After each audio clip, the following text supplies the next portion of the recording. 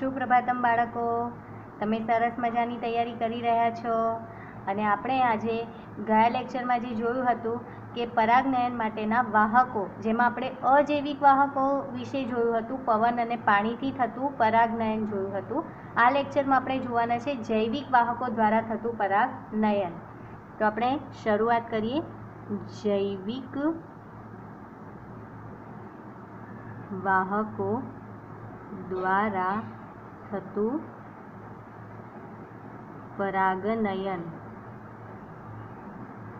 તો જૈવિક વાહકો દ્વારા થતું પરાગનયન, તેનો અર્થ કે કોઈ સજીવો દ્વારા, સજીવોમાં પણ ખાસ કરીને આપણે જોઈએ તો પ્રાણીઓ દ્વારા વનસ્પતિના જે પુષ્પો છે તેના પુંકેસરના પરાગાશયમાંથી પરાગરજનું સ્ત્રી કેસરના પરાગાસન સુધી વહન કરાવવાનું છે, સ્થળાંતરણ કરાવવાનું છે. તો તે કોઈ જૈવિક વાહકની મદદથી થાય છે. જૈવિક એટલે સજીવ.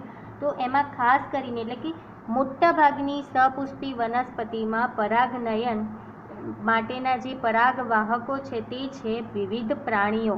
તો આમાં જે પરાગવાહકો તરીકે વર્તે છે, પરાગવાહકો વિવિધ પ્રાણીઓ છે. પરાગવાહકો બાળકો વિવિધ પ્રાણીઓ હોય છે, વિવિધ પ્રાણીઓનો ઉપયોગ કરે છે. તો એમાં પણ આપણે ખાસ કરીને ચલો તો એના ઉદાહરણ આપણે થોડાક જોઈએ કે એમાં ઉદાહરણમાં છે એક તો આપણી મધમાખી, જેનો સૌથી વધારે કીટકમાં, પ્રાણીઓમાં પણ સૌથી વધારે કીટકોનો પરાગવાહકો તરીકે ઉપયોગ થાય છે. યાદ રાખજો, પ્રાણીઓમાં પણ સૌથી વધુ પરાગવાહકો તરીકે કીટકો અને કીટકોમાં પણ સૌથી વધુ મધમાખીનો ઉપયોગ થાય છે. તેવી જ રીતે પતંગિયાનો પરાગવાહક તરીકે ઉપયોગ થાય છે.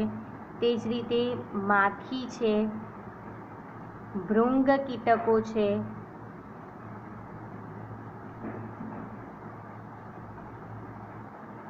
ભમરીઓ,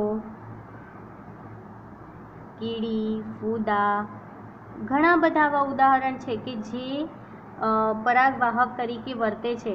આ બધી આપણે જોઈશું તો આ બધા કીટકો છે. તે જ રીતે આપણે જોઈએ કેટલાક પક્ષીઓમાં પણ આપણે જોઈશું પક્ષીઓ. તો પક્ષીઓમાં જેમ કે આપણી સનબર્ડ, જેને આપણે કહીએ છીએ સનબર્ડ એટલે કે દેવચકલી. પછી છે આપણું હમિંગબર્ડને આપણે કહીએ છીએ ગુંજન પક્ષી.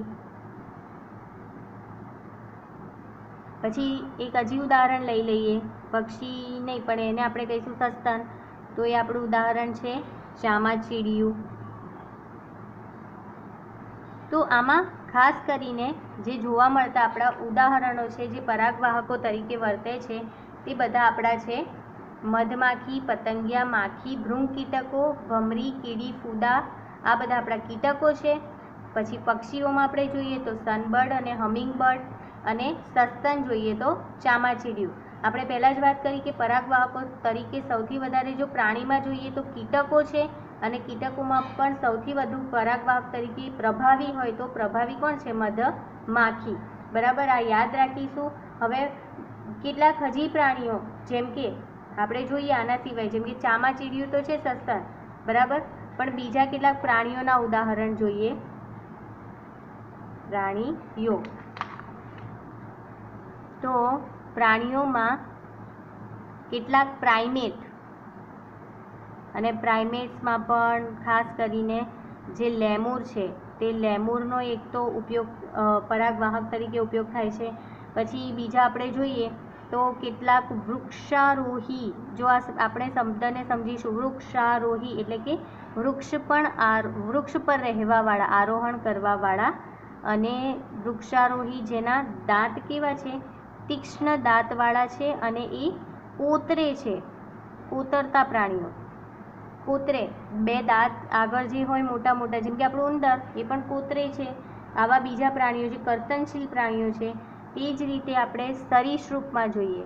સરીસૃપ આપણે અત્યારે બધા ઉદાહરણોની વાત કરી રહ્યા છે. તો સરીસૃપમાં આપણે જોઈએ તો એક તો આપણી છે ગેકો, ગરોળી અને કાચિંડો.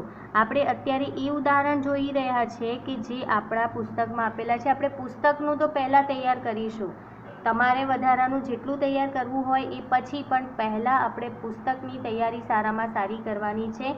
જૈવિક વાહકો દ્વારા થતું પરાગનયનમાં આપણે આ બધા ઉદાહરણ જોયા, બધા આપણે યાદ કરી લેવાના છે. સરીસૃપમાં આપણે જોયું ઘેકો, ગરોળી અને કાચિંડાનો પણ પરાગવાહક તરીકે ઉપયોગ થાય છે.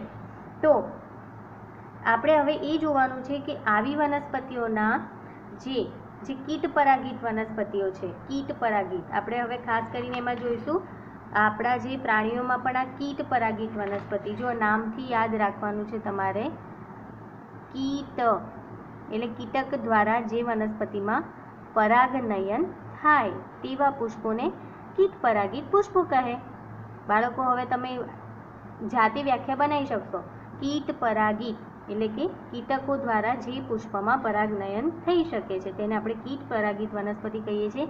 આ પુષ્પો કેવા હશે? તો આ પુષ્પો તમને પણ ખબર છે, ખાસ કરીને કીટકો ક્યાં જશે?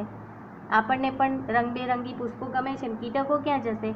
તો રંગબેરંગી પુષ્પ હોય, સુગંધ આવતી હોય, મધુરસથી સમૃદ્ધ હોય, તો એ રસ ચૂસવા જાય છે. તમને બધાને ખ્યાલ છે કે મધમાખી રસ ચૂસીને મધ બનાવે છે અલગ અલગ પુષ્પોમાંથી. તો આવા પુષ્પો ખાસ કરીને રંગબેરંગી સુગંધ અને મધુરસથી સમૃદ્ધ હશે. તમને કારણ ખબર પડી ગઈ હશે. તો આકર્ષવા માટે, કોને આકર્ષવા માટે? તો કીટકોને આકર્ષવા માટે આવા પુષ્પો હોય છે. ખાસ કરીને આવી વનસ્પતિઓના પુષ્પો શું કરશે? એમનો જે પુષ્પ વિન્યાસ અક્ષ છે ને, એ પુષ્પ વિન્યાસ પરના બધા પુષ્પો ભેગા થઈ જાય છે. એટલે કે પુષ્પ વિન્યાસના બધા પુષ્પો એકઠા થઈ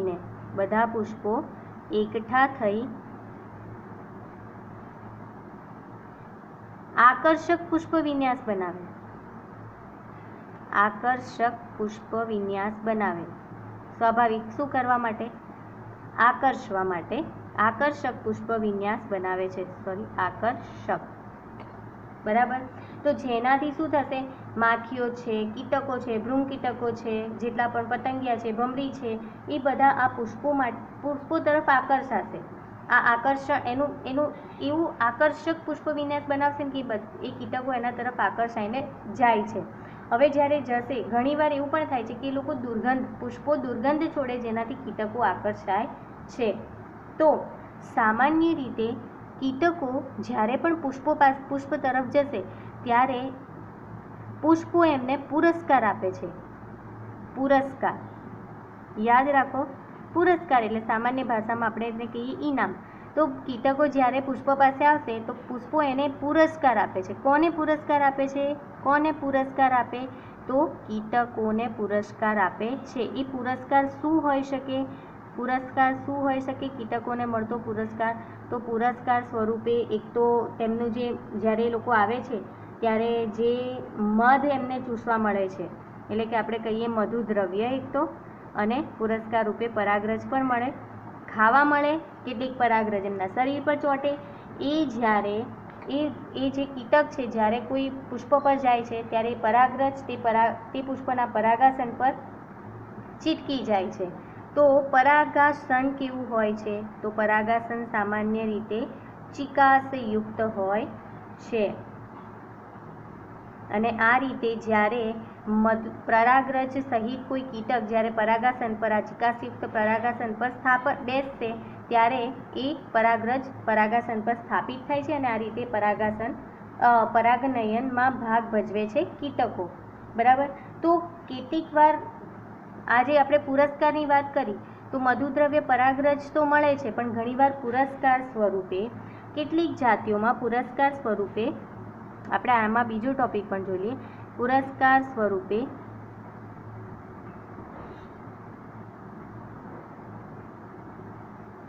ઈંડા મૂકવા સલામત સ્થાન પૂરું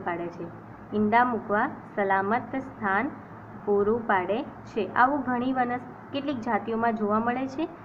સપુષ્પી વનસ્પતિની કેટલીક જાતિઓમાં એવું જોવા મળે છે કે પુરસ્કાર સ્વરૂપે એમને ઈંડા મૂકવા માટે સલામત સ્થાન પૂરું પાડે છે. અને આનું ઉદાહરણ છે આપણું સુરણનું પુષ્પ. તમને એક વાત જણાવી દઉં, આ સુરણનું જે પુષ્પ છે તે ખૂબ જ ઊંચું સ્થાન ધરાવે છે. એમાં પુષ્પની ખુદની જ લંબાઈ 6 ફૂટ ઊંચું હોય છે. પુષ્પ પોતે જ 6 ફૂટની ઊંચાઈ ધરાવે છે, એટલું ઊંચું પુષ્પ હોય છે. તો આ વાત છે સુરણની. પછી હજી એક જે જોવા મળે છે કે આપણે એની વાત પણ કરી લઈએ. યુક્કા અને ફૂદા. યુક્કા અને ફૂદાનો આંતર સંબંધ, અને બહુ સરસ ટોપિક છે, આટલું ખાલી યાદ રાખવાનું છે. યુક્કા અને ફૂદાનો આંતર સંબંધ એવો છે કે આ બંને એકબીજા વગર પોતાનું જીવનચક્ર પૂરું કરી શકતા નથી. આ ફૂદા જે છે તે યુક્કા નામની વનસ્પતિ છે. યુક્કા નામની શું છે? વનસ્પતિ. એ વનસ્પતિના બીજાશયના પોલાણમાં ઈંડા મૂકશે. બીજાશયના પોલાણમાં ઈંડા મૂકે. કોણ મૂકશે? ફૂદા. ફૂદા ઈંડા મૂકે છે, સાથે સાથે એને પરાગનયન પણ કરવામાં મદદ કરશે, પરાગનયન કરી આપશે. બીજનો જેવો વિકાસ થતો હશે તેવી જ ફૂદાના જે ઈંડામાંથી છે ને ડીંબ અથવા તો ઈયળ બહાર આવી જાય છે અને એને પણ રહેવા માટેની જગ્યા મળી ગઈ. તો આ યુક્કા ફૂદાનો આંતર સંબંધ છે, અને આ એવો આંતર સંબંધ છે કે જેના વગર એ બંને પોતાનું જીવનચક્ર પૂરું કરી શકતા નથી. તો બાળકો, તમારી આસપાસ આવા ઘણા બધા છોડ ઉગતા હશે, પુષ્પો ઉગતા હોય છે. કેટલા બધા, જેમ કે કાકડી છે, કેરી છે, કોથમીર, પપૈયું, ડુંગળી, લીંબુ, ગુલાબ, કેટલાય પુષ્પો છે, કેટલાય પાક ઉગે છે. તો તમે અવલોકન કરો ધીમેથી, તમે જુઓ ક્યારે, તમને મજા આવશે. કારણ કે અવલોકન કદાચ આપણને ભલે જાણવા ન મળે કે એના કોણ છે પરાગવાહકો, પણ મજા આવશે. એટલે તમે ક્યારેક અવલોકન કરો કે કયા પુષ્પ પર કયા કીટકો એની મુલાકાત લે છે, એ પુષ્પની કયા કીટકો મુલાકાત લે છે એવું નોંધો. હા, અહીંયા તો આપણે વાત કરી કે કીટકો અથવા પ્રાણીઓ જ્યારે પણ કોઈ પુષ્પથી આકર્ષાશે, તેની તરફ આવે છે, ત્યારે પરાગરજને લઈ જાય છે પુરસ્કાર સ્વરૂપે, અને પરાગરજનું પરાગનયન કરવામાં મદદરૂપ થાય છે.